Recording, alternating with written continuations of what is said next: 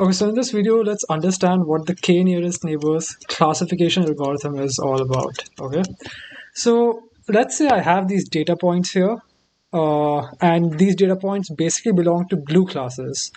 Uh, Sorry, not blue classes, two classes.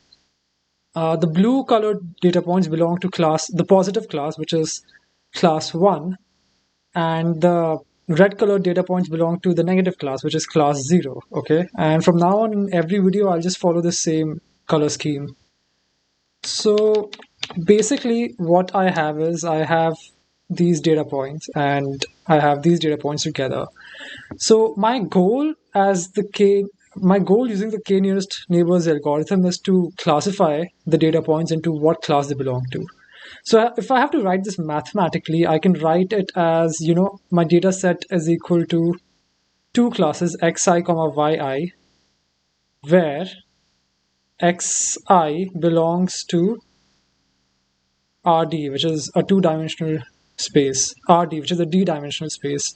In this case, because I've drawn it in two-dimensional space, we can take d as 2, but usually Rd can be a d-dimensional space, so you can have d features. In this case, let's just assume that we have two features for this data set. And yi belongs to either two classes, the positive class, which is class number 1, or the negative class, which is class number 0. Okay, so that is how my data set looks like.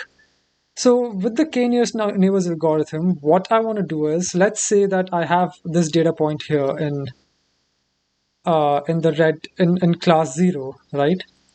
So what does k over here stand for? K over here stands for the data points that are closest to it in this space. Okay, so how does this algorithm work is that I take a data point x1. Let's say x1 is somewhere here in the red space, in this 0 space, and I take, if my k is equal to 1, okay, I take whatever data point is closest to my point x1. Okay, if my k is equal to 3, I take whatever the three data points that are closest to my data point are, I take them x1, x2, x3. If my k equals 5, then whatever data points are closest to my data point that I'm considering or that I'm observing, I'll take those x1, x2, x3, x4, x5. Okay, so now how do I classify the point that I've taken? Let's say I've taken this point x, okay, this point, and I'm taking the points closest to it.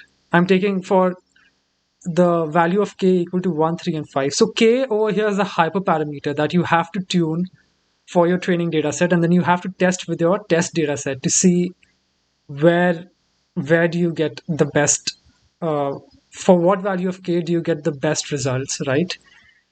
So let's assume that if for when k is equal to 3, right, let's assume that I have the closest data points all belong to class 0. Okay, so I'll take the majority vote over here. If the closest data points all belong to class 0, I'll consider data point x as class 0. Okay, similarly, for x equal to 1, if it's red, then there's just one point. So whatever class that point belongs to, I'll have to consider my data point under observation as that class. Now, for k equals to 5, let's just assume that there are 2 points that belong to class 0, and then there are 3 points that belong to class 1. In this case, we just take a simple majority vote, and we see that there are 3 points that belong to class 0 and 2 points that belong to class 1. So in this case, we will say that our data point x belongs to the class 1, okay, which is the blue class, and this is class 0. So that's how k-nearest neighbors works. It's very simple. It's a very clean, very neat, very simple algorithm. Now you might have a question: what if k equals some even number equal to 4? If it's equal to 4, and if I have 2 points x3, x4, so look, if two of them belong to the red class and two of them belong to the blue class, which is 0 and 1 respectively, then it becomes hard, right? How do you decide where do they belong? Like, where does one point belong and where does the like what class to classify this data point X as. So in this case, what we do is we just simply try to avoid the hyperparameters or the values of k where it is an even number. We usually take only odd numbers 1, 3, 5, 7, 9, 11, and so on. In the case where there's one blue class and then there are three blue classes and then there's one red class. In that case, it's easy to see that you can just assign class number one, which is the blue class, to the data point.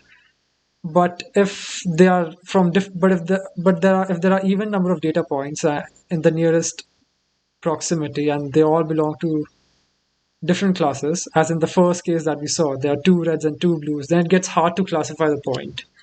So in this case, there are some workarounds the problem, which I will workarounds of for this problem, which I will discuss in one of the next videos. But for now, this is what the k-nearest algorithm is. It's very simple.